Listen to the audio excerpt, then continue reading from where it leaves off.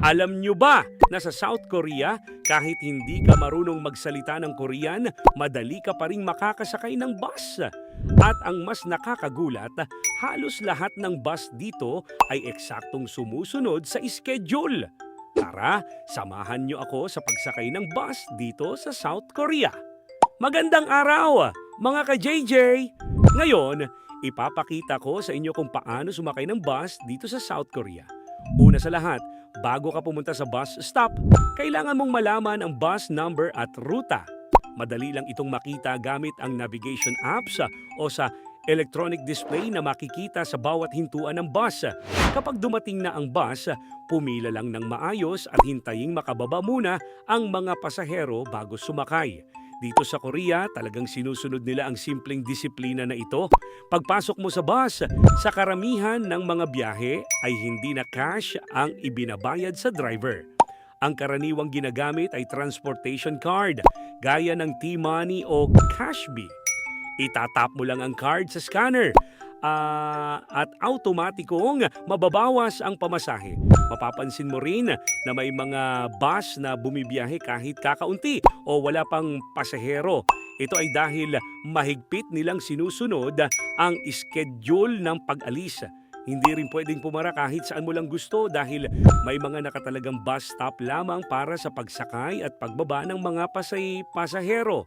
Iba ito sa nakasanayan natin sa Pilipinas kung saan maaari kang pumara sa ilang lugar tulad ng mga kanto o iba pang ligtas na bahagi ng kalsada.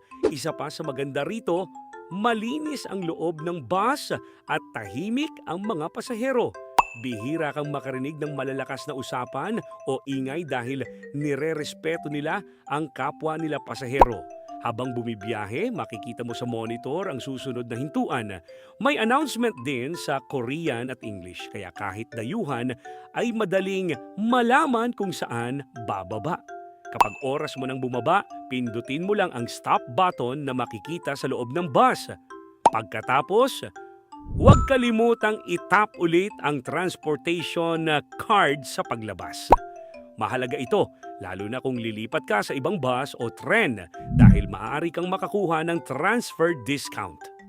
Para sa akin, isa sa mga dahilan kung bakit napakaganda ng public transportation sa South Korea ay hindi lang dahil moderno ang mga bus. Mas malaking dahilan ang disiplina ng mga tao at ang maayos na sistemang sinusunod ng lahat. Kaya kung sakaling makabisita kayo rito sa South Korea, huwag kayong matakot sumakay ng bus. Madali lang, malinis, ligtas at napakaginhawa ng biyahe. Ano sa tingin ninyo? Gusto rin ba ninyong magkaroon ng ganitong klaseng sistema ng bus sa Pilipinas? I-comment nyo ang inyong opinyon.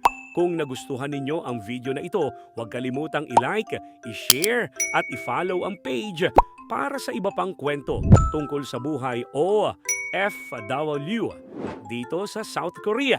Hanggang sa susunod na vlog, ingat palagi at maraming salamat!